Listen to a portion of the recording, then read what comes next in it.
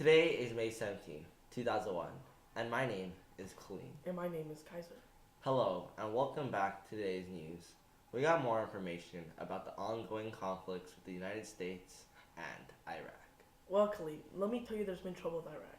Some may say there might be a war. Following the 1991 Gulf War, as part of the ceasefire agreement, the United Nations Security Council resolution demanded that Iraq's chemical, biological, nuclear, and long-range missile programs be stopped. The UN weapons inspectors inside Iraq were able to verify the destruction of a large amount of weapons of mass destruction, as known as WMD. But substantial issues remain unresolved in 1998 when the inspectors left Iraq due to current Richard Butler's belief that United States and UK military action was coming. Shortly after the inspectors withdrew, the US and the UK launched a 4-day bombing campaign in Iraq. Also during this period, the US Congress and US President Bill Clinton issued a resolution calling for regime change in Iraq. In addition to the UN inspections, the US and the UK engaged in low-level conflicts with Iraq by enforcing non-UN mandated northern and southern Iraqi no-fly zones. These were known as Operation Provide Comfort and Operation Provide Comfort 2, then followed by Operation Northern Watch in Iraqi Kurdistan in the north and Operation Southern Watch in the south. These overflights are intensifying. Indeed they are. In late April 1993, the United States asserted that Saddam Hussein had attempted to have former President George H.W. Bush assassinated during a visit to Kuwait on April 14th to 16th. On June 26th, as per order of then President Clinton, U.S. warships stationed in the Persian Gulf and the Red Sea launched a cruise missile attack on the Iraqi intelligence service building in downtown Baghdad in response to Iraq's plot to assassinate former President George H.W. Bush. Clinton briefed President-elect George W. Bush in December 2000, expressing his regret that people he regarded as the world's two most dangerous individuals, including Hussein, were still alive and free. He warned Bush that Hussein will cause you a world of problems. We'll see how that goes. That's all for today. See you tomorrow. Breaking news. The US has joined the United Kingdom along with many other countries and has launched a surprise attack without declaring war. I don't know about you, Kaiser, but I think that's a little rude. No kidding, Kaleem. The US, along with the UK, used a method called the shock and awe method. And for our viewers out there who have no idea what that means, it is when the military attempts to basically stun their opponents and kill any of their will to fight back. As a result of this surprise attack, the Ba'athist government fell due to Iraq's social, economical, and political stagnation. Along with the fall of the Ba'athist government came the fall of Saddam, after being captured and then 3 years later being executed by the military court. What are they going to do now, since they have no significant power to look up to? We will just have to wait and see. However, I think there is a bit of turmoil between the Shiites and the Sunnis. It is just in that, along with the civil problems, the attack has caused insurgency or rebellion against the U.S. and other forces that contributed to this surprise invasion. Hello, everybody. It is January 12th in the year 2007, and just now the United States has responded to the rebellion in Iraq with a troop surge. However, the United States was smart because they made deals with the Sunnis and the forces that were in charge, which then in turn caused less violence. It is said that the United States will be winding down their involvement in Iraq, but let's see what happens under our new President Barack Obama. But we are positive our troops will be withdrawing in what is predicted to be 2011.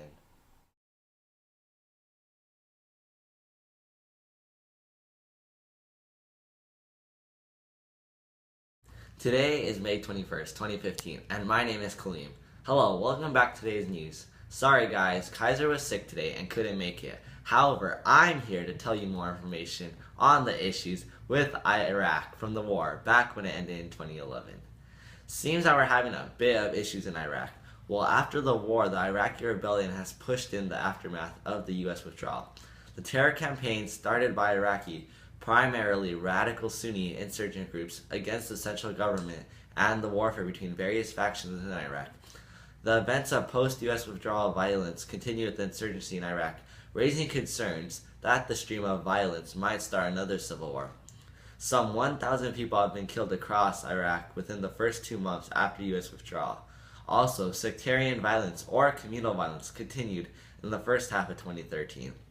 At least 56 people died in April, when a Sunni protest in Hawija was interrupted by a government-supported helicopter raid, and a series of violent incidents occurred in May. On May 20th, 2013, at least 95 people died in a wave of car bombs attacks. That was followed by a car bombing on May 15th that took 33 deaths. Also, on May 18th, 76 people were killed in the Sunni areas of Baghdad. Adding on July 22, 2013, at least 500 were convicted. Most were members of Al-Qaeda who had received death sentences, then broke out of Iraq's Abu Ghraib jail when their partners launched an assault to free them. The attack began when a suicide bomber drove a car with explosives into the prison gates.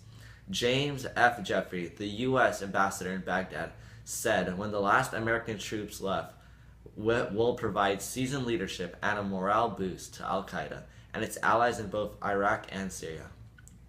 It is likely to have an electrifying impact on the Sunni population in Iraq, which has been sitting on the fence. By mid-2014, Iraq was in chaos, with a new government still to be formed following the national elections, and the rebellion reaching new heights. Beginnings of June 2014, the Islamic State in Iraq and the Levant took over the cities of Mosul and Tikrit and said it was ready to march on Baghdad.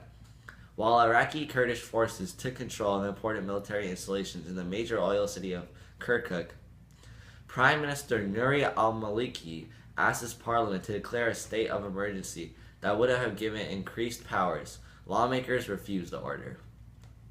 Then, in the summer of 2014, President Obama declared that the return of U.S. forces to Iraq, but only in aerial support, in an effort to stop the advantage of ISIS forces, provide humanitarian aid to stranded refugees, and stabilize the political situation. On August 14, 2014, Prime Minister Nouri al-Maliki surrendered to pressure at home and to step down from office. This paved the way for al-Qaeda al-Abadi to take over on August 19, 2014, in what was supposed to be a revenge for the aerial bombing ordered by President Obama. ISIS, which by this time had changed their name to the Islamic State, beheaded American journalist James Foley, who had just been kidnapped 2 years previously. Besides U.S. bombings and breakthroughs on the political front, Iraq remained in problems with the Islamic State, consolidating its gains and sectarian violence. On August 22, 2014, Shia militants opened fire on a Sunni mosque during a Friday prayers, killing 70 worshippers.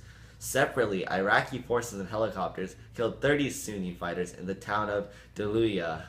Finally, on February 1, 2015, Iraq's foreign minister, Ibrahim al-Jafari, stated that the war on ISIL is effectively World War III due to ISIL's proclamation of a worldwide caliphate.